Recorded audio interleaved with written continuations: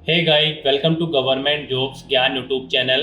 Guys, आज की इस वीडियो में हम बात करेंगे यूपीएससी वन टाइम रजिस्ट्रेशन के बारे में। जी हाँ दोस्तों, जैसा कि आप सभी जानते ही हैं, यूपीएससी के सभी एग्जाम्स और भर्तियों में पार्टिसिपेट करने के लिए उनसे पहले आपको वन टाइम रजिस्ट्रेशन रिक्वायर्ड है। बिना इसके आप यूपीएससी के किसी भी एग्जाम और भर्ती के लिए अप्लाई नहीं कर पाते हो।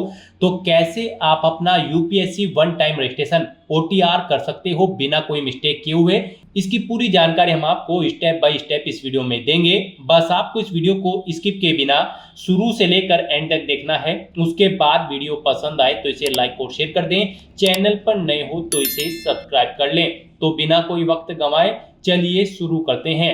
आपको अपने इंटरनेट ब्राउजर के एड्रेस बार पर टाइप करना है upsc.gov.in और आपके सामने यूनियन पब्लिक सर्विस कमीशन की ये ऑफिशियल वेबसाइट ओपन हो जाएगी, या फिर आपको इस वेबसाइट का यूआरएल इस वीडियो के डिस्क्रिप्शन बॉक्स में मिल जाएगा, जिस पर क्लिक करके आप यूनियन पब्लिक सर्विस कमीशन की इस वेबसाइट पर आ जाओगे। गाइस, यहाँ पर आने के बाद आपको इस वेबसाइट के टॉप पर ही one time registration OTR for examination का ये ऑप्शन दिया गया है, आपको इस पर क्लिक कर देना है। उसके बाद आपके सामने यहाँ पर कुछ इस तरह से इंटरफेस ओपन होगा। यहाँ पर आने के बाद आपको न्यू रजिस्ट्रेशन के इस ऑप्शन पर क्लिक करना है। उसके बाद आपके सामने यहाँ पर रजिस्ट्रेशन का फॉर्म ओपन हो जाएगा। यहाँ पर आपको अपनी बेसिक डिटेल्स प्रोवाइड करनी है। सबसे पहले यहाँ पर आपको अपना नाम देना है। ये नाम आपका आपकी 10वीं की मार्कशीट के अकॉर्डिंग होना चाहिए और नाम के स्टार्टिंग में आपको मिस्टर, मिसिज या फिर डॉक्टर वगैरह नहीं एंटर करना है। उसके बाद यहाँ पर आपको अपना नाम दोबारा से एंटर करके उसे वेरीफाई कर लेना है। उसके बाद यहाँ पर आपसे पूछा गया है कि यहाँ पर क्या कभी आपने अपना नाम चेंज किया है। अगर किया है तो यहाँ पर आप यस ऑप्शन सेलेक्ट करें और अपना चेंज नेम यहाँ पर आप एंटर कर दें। और अगर नहीं किया है कभी आपने अपना नाम चेंज, तो यहाँ पर आप नो ऑप्शन सेलेक्ट करें। उसके बाद यहाँ पर आप अपना जेंडर सेलेक्ट करें। अपना जेंडर एक बार फिर से सिलेक्ट करके उसे वेरीफाई कर लें। फिर यहाँ पर आपको अपनी डेट ऑफ बर्थ सेलेक्ट करनी है। उसके बाद आपको अपनी डेट ऑफ बर्थ एक बार फिर से सिलेक्ट करके उसे कंफर्म कर लेना है। उसके बाद यहाँ पर आपको अपने फादर का नाम एंटर करना है। अपने फादर का नाम भी आपको 2 बार यहाँ पर एंटर करना होगा वेरिफिकेशन के लिए, और उनके नाम से पहले भी आपको श्री या फिर डॉक्टर वगैरह नहीं एंटर करना है। उसके बाद यहाँ पर आपको अपनी मदर का नाम एंटर करना है। वही नेम आपको एक बार फिर से एंटर करके उसे कंफर्म कर लेना है। मदर के नेम से पहले भी आपको डॉक्टर या फिर श्रीमती या मिसिज नहीं लगाना है। उसके बाद यहाँ पर आपको अपनी माइनॉरिटी का स्टेटस बताना है। आप माइनॉरिटी कम्युनिटी के अंतर्गत आते हैं तो यस करें, और फिर यहाँ पर आप अपनी माइनॉरिटी ऑप्शन कैटेगरी सेलेक्ट कर लें, और अगर नहीं आते हैं तो यहाँ पर आप नो ऑप्शन सेलेक्ट कर लें। उसके बाद यहाँ पर आपको अपना मोबाइल नंबर एंटर करना है। फिर यहाँ पर आप कोई अपना अल्टरनेट मोबाइल नंबर एंटर कर सकते हो, नहीं है तो इस कॉलम को खाली छोड़ दें। फिर यहाँ पर आप अपनी ईमेल आईडी एंटर करें। अपनी कोई अल्टरनेट ईमेल आईडी एंटर करना चाहते हैं तो वो एंटर कर दें। फिर यहाँ पर आपको अपनी 10वीं क्लास का रोल नंबर एंटर करना है। फिर आपको यहाँ पर एक सिक्योरिटी क्वेश्चन सेलेक्ट करना है। यहाँ पर आप कोई भी सिक्योरिटी क्वेश्चन सेलेक्ट करें, उसका आंसर दें। एक बार फिर आप दूसरा सिक्योरिटी क्वेश्चन सेलेक्ट करें और उसका आंसर यहाँ पर आप प्रोवाइड करा दें। फिर गाइस, यहाँ पर आपको ये कैप्चा कोड इस बॉक्स में एंटर करना है और उसके बाद आपको सबमिट के इस ऑप्शन पर क्लिक कर देना है। नेक्स्ट, आपने जो डिटेल प्रोवाइड कराई है उसका पूरा प्रीव्यू यहाँ पर आपको शो कर दिया गया है। आप सभी डिटेल्स चेकआउट करें। कहीं पर कोई मिस्टेक है तो आप यहाँ पर अपडेट/चेंज हियर के इस ऑप्शन पर क्लिक करके अपनी डिटेल अपडेट कर लें, और अगर सभी चीज़ें ओके हैं तो बस यहाँ पर अब आपको आई एग्री के इस ऑप्शन पर क्लिक करना है। नेक्स्ट, आपके सामने कुछ इस तरह से इंटरफेस ओपन होगा। यहाँ पर आपके मोबाइल नंबर और ईमेल आईडी पर ओटीपी सबमिट किए गए हैं, वो ओटीपी आपको यहाँ पर एंटर करने हैं, और फिर आपको वेरीफाई ओटीपी के ऑप्शन पर क्लिक करके अपना मोबाइल नंबर और ईमेल आईडी को वेरीफाई कर लेना है। नेक्स्ट, आपके सामने कुछ इस तरह से इंटरफेस ओपन होगा। यहाँ पर आपका रजिस्ट्रेशन सबमिट हो चुका है। आपको एक ओटीआर नंबर प्रोवाइड कर दिया गया है। ये ओटीआर नंबर आपके रजिस्टर्ड मोबाइल नंबर और ईमेल आईडी पर भी सबमिट कर दिया गया है। आपको इसे केयरफुली नोट डाउन करके रख लेना है फ्यूचर यूज के लिए, और यहां से आप प्रिंट के इस ऑप्शन पर क्लिक करके अपने रजिस्ट्रेशन का एक हार्ड कॉपी प्रिंट आउट भी ले सकते हो फ्यूचर यूज के लिए। तो अब यहां पर बस आपको लॉगिन के इस ऑप्शन पर क्लिक करना है। नेक्स्ट, आपके सामने लॉगिन का इंटरफेस ओपन हो जाएगा। गाइस, यहाँ पर अब आपको लॉगिन करना है। लॉगिन करने के लिए आपके पास यहाँ पर 3 ऑप्शन है। आप ईमेल आईडी के थ्रू, मोबाइल नंबर के थ्रू या फिर अपनी ओटीआर आईडी के थ्रू अपने डैशबोर्ड में लॉगिन करेंगे। यहाँ पर ओटीआर आईडी अगर आप ऑप्शन सेलेक्ट करते हैं तो यहाँ पर आकर आपको अपनी ओटीआर आईडी एंटर करनी है। तो उसके बाद यहाँ पर आपको अपना पासवर्ड एंटर करना है। गाइस, जब आपके मोबाइल नंबर पर आपकी ओटीआर आईडी आई थी उसके साथ साथ एक पासवर्ड भी आया होगा। वो पासवर्ड यहाँ पर आप आपको एंटर करना है, ये कैप्चा कोड आपको यहाँ पर एंटर करना है और लॉगिन की स्टेप पर क्लिक करके आपको अपने डैशबोर्ड में लॉगिन कर लेना है।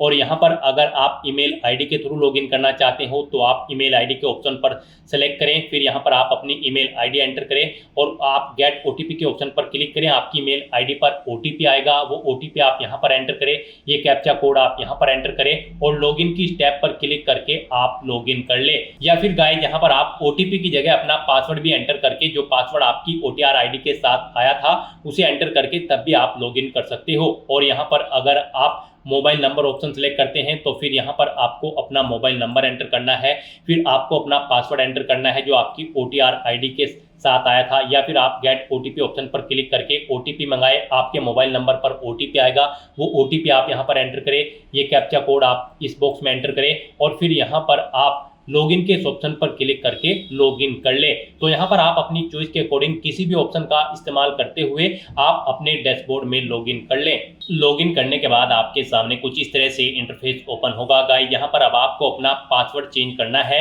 यहाँ पर अगर आप अपना जेंडर चेंज करना चाहते हैं तो यहाँ पर आप इस ऑप्शन पर क्लिक करके क्लिक टू चेंज जेंडर, आप अपना जेंडर चेंज कर सकते हैं। माइनॉरिटी स्टेटस चेंज करना चाहते हैं तो उसे आप चेंज कर सकते हैं। तो यहाँ पर अब आपको अपना नया पासवर्ड क्रिएट करना है, जो सिस्टम जनरेटेड पासवर्ड था उसे आपको चेंज करना है। यहाँ पर आप अपना नया पासवर्ड एंटर करें। यहाँ पर आपको पासवर्ड के लिए गाइडलाइन दी गई है। यहाँ पर आपका पासवर्ड कम से कम 8 कैरेक्टर का होना चाहिए और ये अल्फा न्यूमेरिक फॉर्मेट में होना चाहिए। मीन्स आपके पासवर्ड में कम से कम एक अपर केस कैरेक्टर, एक लोअर केस कैरेक्टर, एक इंटीजर नंबर, एक स्पेशल कैरेक्टर जैसे कि @ या फिर डॉलर होना चाहिए। तो इस फॉर्मेट में यहाँ पर आपको अपना पासवर्ड रेडी करना है, वही पासवर्ड आपको कंफर्म पासवर्ड फील्ड में एंटर करना है और उसके बाद गाइस यहाँ पर आपको सबमिट के इस ऑप्शन पर क्लिक कर देना है। नेक्स्ट आपके सामने आपका डैशबोर्ड ओपन हो जाएगा। अब यहाँ पर आपको अपनी ओटीआर की प्रोफाइल कंप्लीट करनी है। यहाँ पर गाइस आपको अपना वन टाइम रजिस्ट्रेशन कंप्लीट करने के लिए इन स्टेप्स को फॉलो करना होगा, इन्हें कंप्लीट करना होगा। जैसे कि सबसे पहले यहाँ पर आपको अपनी पर्सनल इन्फॉर्मेशन देनी होगी, उसके बाद अपने एड्रेस की इन्फॉर्मेशन, फिर यहाँ पर आपको अपना फोटोग्राफ और सिग्नेचर अपलोड करने हैं, उसके बाद आपको अपनी एजुकेशनल क्वालिफिकेशन की डिटेल देनी है, अपने रिक्वायर्ड डॉक्यूमेंट्स आपको अपलोड करने हैं, फिर यहाँ पर आपको अपनी पेरेंटल इन्फॉर्मेशन देनी है, उसके बाद एम्प्लॉयमेंट इन्फॉर्मेशन और फिर आपको यूपीएससी एग्जामिनेशन की इन्फॉर्मेशन देनी है, फिर उसके बाद आपके अचीवमेंट, प्राइजेज, मेडल्स और अदर इन्फॉर्मेशन यहाँ पर आपको प्रोवाइड कराते हुए अपना वन टाइम रजिस्ट्रेशन कंप्लीट कर लेना है। तो यहाँ पर बस अब आपको ये डिटेल्स कंप्लीट करनी है। तो यहाँ पर आपको सबसे पहले पर्सनल इन्फॉर्मेशन के इस ऑप्शन पर क्लिक करना है। उसके बाद आपके सामने कुछ इस तरह से इंटरफेस ओपन होगा। यहाँ पर आपको कुछ डिटेल्स ऑटोमेटिकली फिल मिल जाएगी जो आपने रजिस्ट्रेशन टाइम पे फिल की थी। अब यहाँ पर आकर बस सबसे पहले आपको अपनी नेशनलिटी सेलेक्ट कर लेनी है, फिर आपको अपनी मातृभाषा यहाँ पर सेलेक्ट कर लेनी है, फिर आपको अपना मैरिटल स्टेटस बताना है, उसके बाद प्लेस ऑफ बर्थ यहाँ पर आपको बताना है आपका जन्म इंडिया में हुआ है या इंडिया के बाहर। अगर इंडिया के बाहर हुआ है तो यहाँ पर आपको अपना कंप्लीट एड्रेस एंटर करना होगा। और गाइस यहाँ पर उसके बाद आपको अपना पोस्ट ऑफिस का नाम देना है, सिटी या टाउन या फिर विलेज का नाम देना है, अपना स्टेट आपको सेलेक्ट करना है, उसके बाद यहाँ पर आपको अपना डिस्ट्रिक्ट सेलेक्ट कर लेना है, अपना पिन कोड यहाँ पर आपको देना है, अपनी कम्युनिटी आपको यहाँ पर सेलेक्ट कर लेनी है। उसके बाद अगर आप यहाँ पर रिजर्व कैटेगरी से बिलोंग करते हो तो फिर आपको अपना कैटेगरी सर्टिफिकेट नंबर देना होगा, डेजिग्नेशन देनी होगी, किस डेजिग्नेशन के अधिकारी ने आपको आपका कास्ट सर्टिफिकेट यहाँ पर प्रोवाइड कराया है, फिर यहाँ पर आपको स्टेट देना होगा, किस स्टेट से आपको इशू हुआ है आपका कास्ट सर्टिफिकेट, फिर आपको डेट ऑफ इशू यहाँ पर सेलेक्ट कर लेनी है, किस डेट को इशू हुआ है, फुल एड्रेस देना होगा कंसल्टिंग अथॉरिटी का जिससे आपका ये सर्टिफिकेट आपको इशू हुआ है, फिर यहाँ पर आपको अपना रिलीजन सेलेक्ट कर लेना है, उसके बाद यहाँ पर आपको अपनी कास्ट का नाम देना है। और गाइज अगर यहाँ पर आप रिजर्व कैटेगरी के अंतर्गत नहीं आते हो, आप जनरल कैटेगरी कैंडिडेट हो तो फिर आपको ये डिटेल्स नहीं देनी होंगी। उसके बाद यहाँ पर आपसे पूछा गया है कि क्या आप पीडब्ल्यूबीडी या फिर पीडब्ल्यूडी कैंडिडेट हैं, अगर हैं तो यहाँ पर आप यस करें और फिर आप उसकी डिटेल दें, जैसे कि क्या आपकी डिसेबिलिटी 40% से अबव है, यहाँ पर आपकी अगर अबव है तो यस करें, नहीं है तो नो ऑप्शन सेलेक्ट करें। यस अगर आप सेलेक्ट करते हो तो फिर यहाँ पर आपको अपनी परसेंटेज देनी होगी डिसेबिलिटी की, कितने % आपकी डिसेबिलिटी है, और फिर यहाँ पर आपको अपना डिसेबिलिटी सर्टिफिकेट का नंबर देना है, डेजिग्नेशन इशू यानी कि किस डेजिग्नेशन के अधिकारी ने आपको आपकी डिसेबिलिटी का सर्टिफिकेट दिया है वो यहाँ पर आपको एंटर करना है, स्टेट आपको सेलेक्ट करना है, अपना इशू डेट यहाँ पर आपको सेलेक्ट करना है, कब आपको आपका डिसेबिलिटी सर्टिफिकेट इशू हुआ है, फुल एड्रेस यहाँ पर आपको देना है जिसने आपको ये सर्टिफिकेट इशू किया है। और गाइस यहाँ पर अगर आप पीडब्ल्यूडी कैंडिडेट नहीं हैं तो यहाँ पर आपको नो ऑप्शन सेलेक्ट करना है, आगे की डिटेल आपको डिसेबल्ड कर दी जाएगी। फिर यहाँ पर आपको अपना कोई फोटो आइडेंटिटी कार्ड सेलेक्ट कर लेना है, जैसे कि कोई Aadhaar card, driving licence, PAN card, passport, voter ID. आप अपने अकॉर्डिंग यहाँ पर ऑप्शन सेलेक्ट करें। फिर आपसे पूछा गया कि क्या आपके पास इस आइडेंटिटी कार्ड का नंबर है, तो यहाँ पर आपको यस ऑप्शन सेलेक्ट करना है। फिर आपको अपने आइडेंटिटी कार्ड का नंबर यहाँ पर एंटर कर देना है, जैसे कि आधार नंबर या फिर वोटर आईडी कार्ड नंबर। फिर यहाँ पर आपसे पूछा गया है यूपीएससी के पास्ट में किसी भी एग्जाम में बैठने के लिए क्या आपको किसी ने पीएच या फिर पीडब्ल्यूडी कैंडिडेट के लिए रिकमेंडेड किया है। अगर किया है तो यस ऑप्शन सेलेक्ट करें और फिर यहाँ पर आप उसकी डिटेल दें, जैसे कि name of examination, year of examination, अपना रोल नंबर और बाकी की डिटेल यहाँ पर आपको देनी होगी। और अगर रिकमेंडेड नहीं किया गया है तो यहाँ पर आपको नो ऑप्शन सेलेक्ट कर लेना है। फिर यहाँ पर आपसे पूछा गया है आपने जो ऊपर डिटेल प्रोवाइड कराई है क्या उन्हें एक्सेस कर सकता है यूपीएससी इस टर्म एंड कंडीशन के अकॉर्डिंग, तो यहाँ पर आपको यस ऑप्शन सेलेक्ट करना है। इस तरह से अपनी डिटेल फिल करने के बाद फिर आपको चेकबॉक्स को ओके करना है और उसके बाद गाइस यहाँ पर आपको सेव के इस ऑप्शन पर क्लिक करके अपनी ये डिटेल सेव कर देनी है। इस तरह से यहाँ पर आपकी पर्सनल इंफॉर्मेशन सक्सेसफुली सेव हो जाएगी। आप एडिट के ऑप्शन पर क्लिक करके एडिट करना चाहते हो तो एडिट कर सकते हो, नहीं तो यहाँ पर बस अब आपको अपना नेक्स्ट ऑप्शन कंप्लीट करना है। अब यहाँ पर आपको एड्रेस इन्फॉर्मेशन के इस ऑप्शन पर क्लिक करना है। उसके बाद यहाँ पर आपको अपने एड्रेस की डिटेल देनी है। एड्रेस में सबसे पहले आपको अपना कोरोस्पोंडेंस एड्रेस एंटर करना है। यहाँ पर आप अपना एड्रेस एंटर करें। सबसे पहले आप अपना हाउस नंबर दें, फिर आप अपना पोस्ट ऑफिस यहाँ पर एंटर करें, अपनी सिटी एंटर करें, अपना स्टेट सेलेक्ट करें, डिस्ट्रिक्ट सेलेक्ट करें, फिर आप अपना पिन कोड दें। लैंडलाइन फ़ोन नंबर है तो वो यहाँ पर आप प्रोवाइड कराएं, फिर फैक्स है अगर आपके पास तो उसकी डिटेल दें। उसके बाद यहाँ पर आपको अपना परमानेंट एड्रेस एंटर कर देना है और अगर आपका परमानेंट एड्रेस आपके कोरोस्पोंडेंस एड्रेस के अकॉर्डिंग सेम है तो यहाँ पर आप इस चेकबॉक्स को ओके कर दें। ऑटोमेटिकली आपका परमानेंट एड्रेस आपके कोरोस्पोंडेंस एड्रेस के अकॉर्डिंग फिल हो जाएगा। और उसके बाद गाइस यहाँ पर आप सेव के इस ऑप्शन पर क्लिक करके अपने एड्रेस की इंफॉर्मेशन को सेव कर दें। इस तरह से यहाँ पर आपकी एड्रेस की इंफॉर्मेशन सक्सेसफुली सेव हो जाएगी। उसके बाद आपको फोटोग्राफ एंड सिग्नेचर अपलोड के इस ऑप्शन पर क्लिक करना है। उसके बाद आपके सामने यहाँ पर कुछ इस तरह से इंटरफेस ओपन होगा। अब यहाँ पर आपको अपना फोटो सिग्नेचर अपलोड करने हैं। इनके लिए सबसे पहले आपको गाइडलाइन नीड करनी है, उसके अकॉर्डिंग आपको अपना फोटो सिग्नेचर अपलोड करने हैं। फोटोग्राफ की अगर बात करें तो यहाँ पर आपका फोटो जेपीजी फॉर्मेट में होना चाहिए। 550 पिक्सल इंटू 550 पिक्सल उसकी डायमेंशन होनी चाहिए। 20 केबी से 300 केबी के बीच में आपका फोटो होना चाहिए। 10 दिन से ज़्यादा पुराना नहीं होना चाहिए।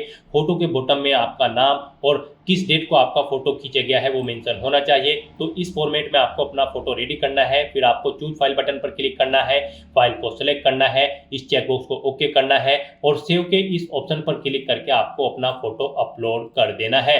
और उसके बाद आपको अपने सिग्नेचर यहाँ पर अपलोड करने हैं। तो आप सिग्नेचर की स्टेप पर क्लिक करें।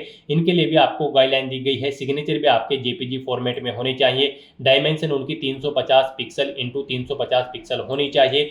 20 केबी से 300 केबी के बीच में आपके सिग्नेचर होने चाहिए। तो यहाँ पर भी आपको चूज फाइल बटन पर क्लिक करना है, फाइल को सेलेक्ट करना है और फिर यहाँ पर आपको चेकबॉक्स को ओके करते हुए सेव के इस बटन पर क्लिक करके अपने सिग्नेचर भी सेव कर देने हैं। तो इस तरह से यहाँ पर आपको अपना फोटो और सिग्नेचर अपलोड करने हैं।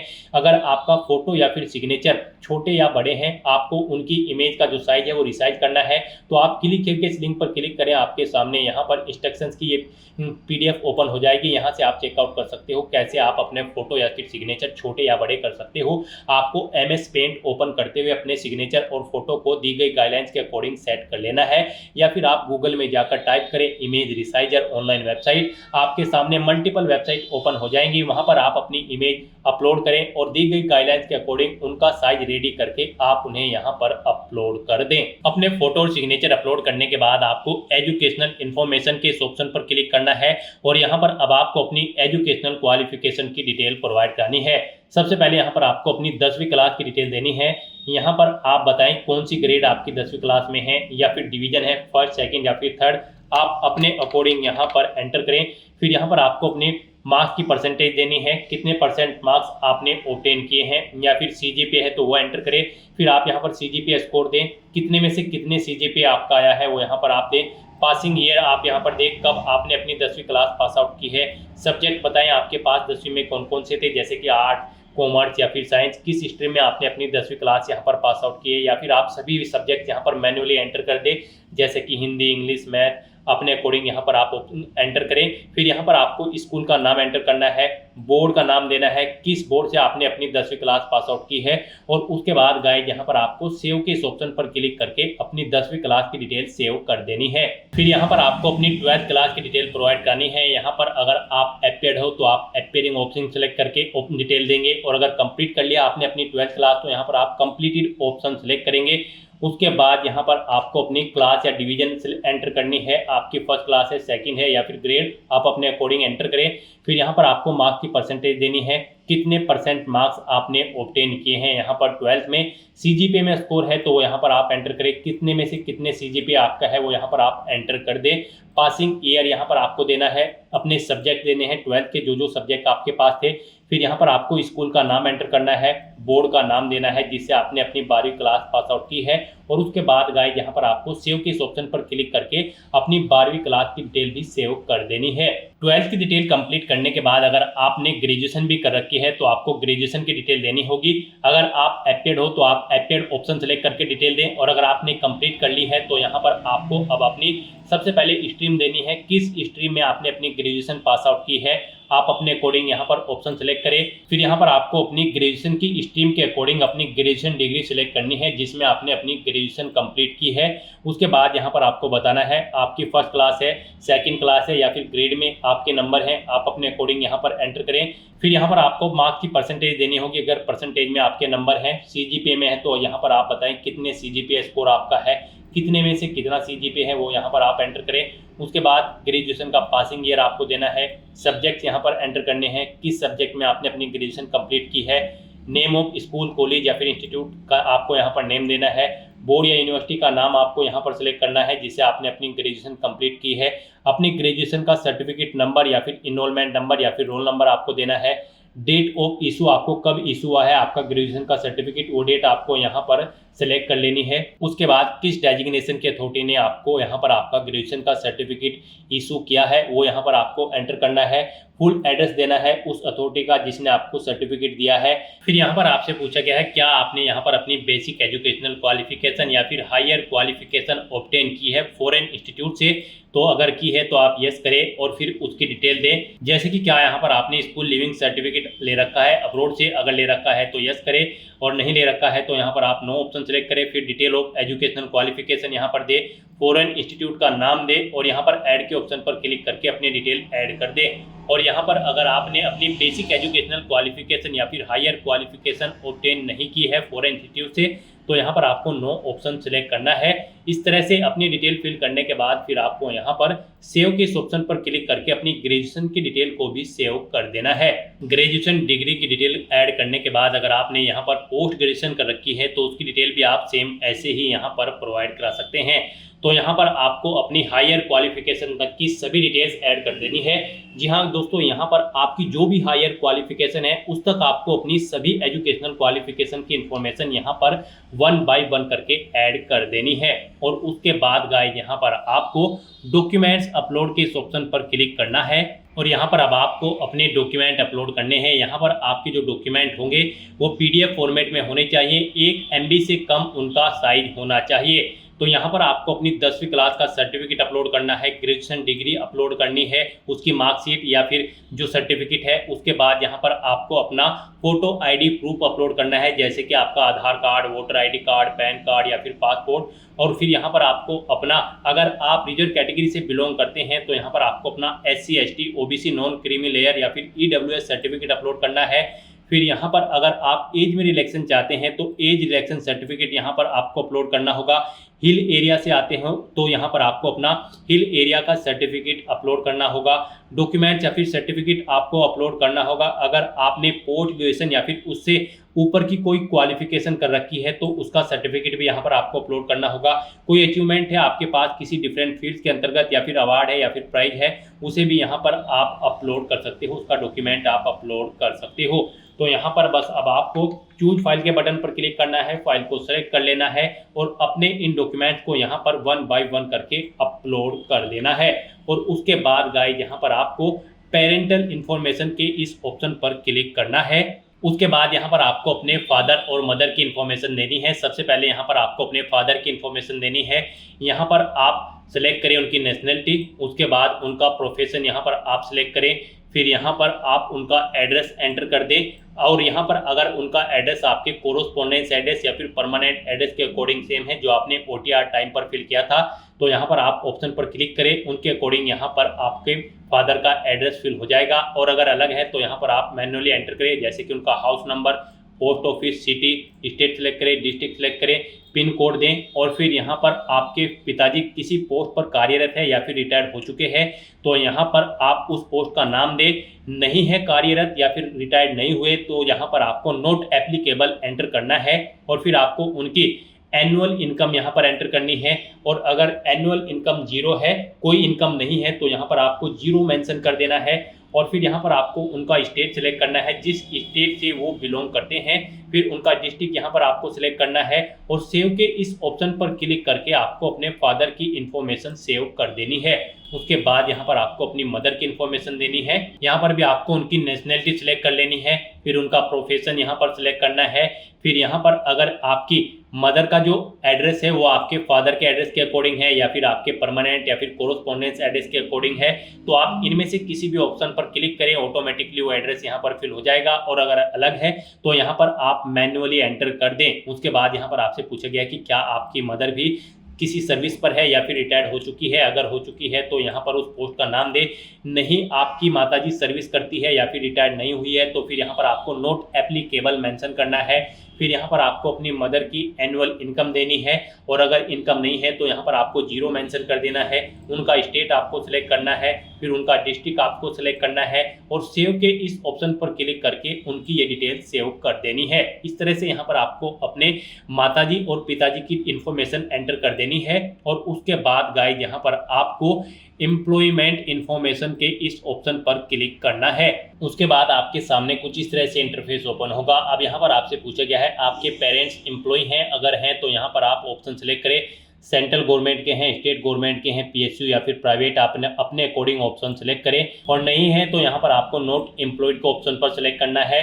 फिर यहाँ पर आपसे पूछा गया कि क्या आप एम्प्लॉय हैं, आप कार्यरत हैं, अगर हैं तो आप यस करें। और फिर यहाँ पर आप बताएं आप गवर्नमेंट या फिर पब्लिक एंटरप्राइज किस सेक्टर में कार्यरत हैं। अगर यहाँ पर आप गवर्नमेंट में है तो यस करें और फिर यहाँ पर आप सर्विस की इंटीमेशन डेट दें, कब तक आप सर्विस करेंगे। और नहीं है तो यहाँ पर आपको नो ऑप्शन सेलेक्ट कर लेना है। और उसके बाद यहाँ पर आपसे पूछा गया कि क्या आप सेल्फ एम्प्लॉय हैं, अगर है तो यस करें, नहीं है तो नो ऑप्शन सेलेक्ट करें। इस तरह से अपनी एम्प्लॉयमेंट इन्फॉर्मेशन फिल करने के बाद बस अब आपको सेव के इस ऑप्शन पर क्लिक कर देना है। और इस तरह से अपनी एम्प्लॉयमेंट इन्फॉर्मेशन सेव करने के बाद फिर आपको UPSC एग्जामिनेशन इन्फॉर्मेशन इस ऑप्शन पर क्लिक करना है। नेक्स्ट आपके सामने कुछ इस तरह से इंटरफेस ओपन होगा। अब यहाँ पर आपसे पूछा गया है कि क्या आपको UPSC ने कभी किसी एग्जाम में बैठने से रोका है, अगर रोका है तो यस करें और फिर उस एग्जाम की डिटेल यहाँ पर दे।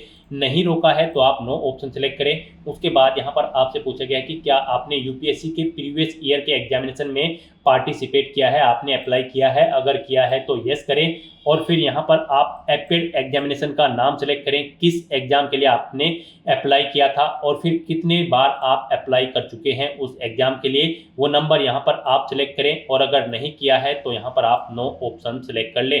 फिर यहाँ पर आपसे पूछा गया है कि सिविल सेवा परीक्षा के आधार पर क्या आपने कोई पोस्ट यहाँ पर स्वीकृत की है, अगर की है तो यस ऑप्शन सेलेक्ट करें और फिर उसकी डिटेल यहाँ पर दें। और नहीं की है तो यहाँ पर आप नो ऑप्शन सेलेक्ट कर लें। यस ऑप्शन अगर आप सेलेक्ट करते हो तो फिर आपको ईयर सेलेक्ट करना है, नेम ऑफ सर्विस देनी है, अपना रोल नंबर देना है। और फिर यहाँ पर आपसे पूछा है क्या आपकी नियुक्ति हुई है, आपने सर्विस ज्वाइन की है, अगर की है तो यस करें और फिर उसकी डिटेल दें। और नहीं की है तो यहाँ पर आप नो ऑप्शन सेलेक्ट कर ले। और यहाँ पर अगर आपने सिविल सेवा परीक्षा में पार्टिसिपेट नहीं किया है तो यहाँ पर आपको नो ऑप्शन सेलेक्ट कर लेना है। इस तरह से यहाँ पर अपनी डिटेल प्रोवाइड कराने के बाद अब आपको सेव के इस ऑप्शन पर क्लिक कर देना है। अपनी UPSC एग्जामिनेशन की इंफॉर्मेशन सेव करने के बाद फिर आपको यहाँ पर achievement, prizes, medals and others के इस ऑप्शन पर क्लिक करना है। उसके बाद आपके सामने कुछ इस तरह से इंटरफेस ओपन होगा। अब यहाँ पर आपको अपने प्राइजेस और मेडल्स की डिटेल प्रोवाइड करनी है। यहाँ पर अगर आपके पास कोई प्राइज है या फिर मेडल है या फिर स्कॉलरशिप है तो यहाँ पर आप उसकी डिटेल मेंशन करें। स्पोर्ट्स में या फिर NCC का कोई सर्टिफिकेट है तो उसकी डिटेल दें। कोई यहाँ पर आपकी कोई पोजीशन या फिर डिस्ट्रिक्शन लीडरशिप अगर आपने स्कूल या कॉलेज में की है तो उसकी डिटेल दें। यहाँ पर आपके पास कोई अदर एक्स्ट्रा करिकुलर एक्टिविटीज आपने की है, सच एज आपकी हॉबीज तो यहाँ पर आप उसकी डिटेल दें। फिर यहाँ पर आपको अपनी लैंग्वेजेस की डिटेल देनी है। यहाँ पर आप जिस लैंग्वेज को रीड करना जानते हैं उसे यहाँ पर आप सिलेक्ट करें। फिर आप जिसे स्पीक करना जानते हैं उसे स्पीक ऑप्शन पर सिलेक्ट करें। रीड एंड स्पीक करना जानते हैं तो वो ऑप्शन सिलेक्ट करें।